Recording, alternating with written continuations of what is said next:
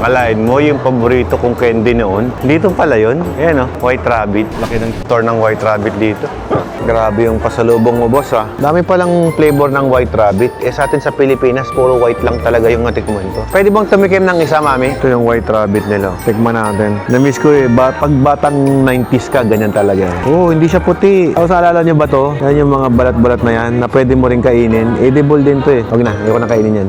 Pero nung bata ko, kinakain ko yan eh. Tignan natin yung chocolate flavor ng White Rabbit. Namiss ko to yung natatanggal. Edible. Okay ah. Ayun, at habang tumatagal, pabigat itong bit-bit ko. Kabili na naman tayo. So ito guys, tignan nyo. Cute no? Candy dispenser pala yung mga yan. Alright.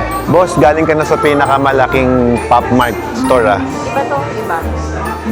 Iba din to. Hindi sila Pop Mart. Ano to? TNT Space. Tago ng tago. Top toy naman to. Top toy. Top toy. Walang yung White Rabbit yan, laki. Ito yung white.